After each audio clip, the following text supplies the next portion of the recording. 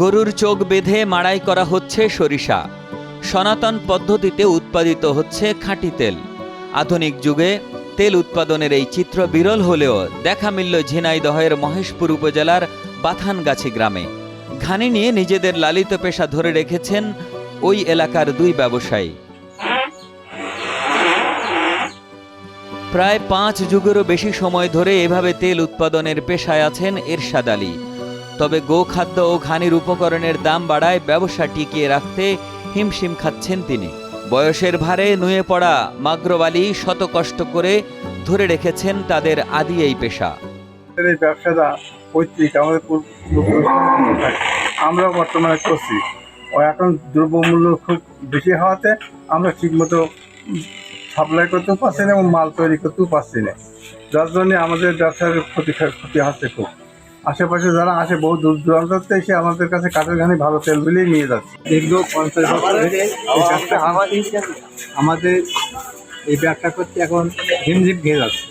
তা সরকার যদি কিছু সাহায্য করে তাহলে আমাদের ব্যবসা টিকিয়ে রাখতে পারি। সকাল থেকে রাত পর্যন্ত কয়েকটি ধাপে চলে ঘানি থেকে তেল উৎপাদনের কাজ।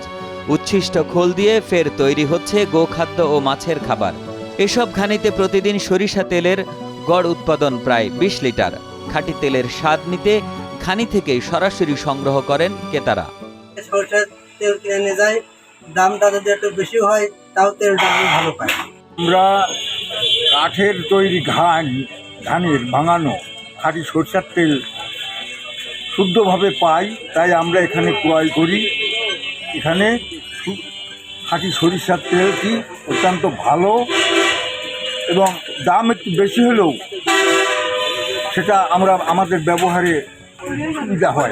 ঘানি মালিকদের বিষয়ে খোঁজ নিয়ে প্রয়োজনীয় সহযোগিতা দেওয়ার আশ্বাস দিয়েছেন উপজেলা নির্বাহী কর্মকর্তা ইয়াসমিন মুনিরা। প্রতি কেজি তেল বিক্রি হয় 400 টাকায়।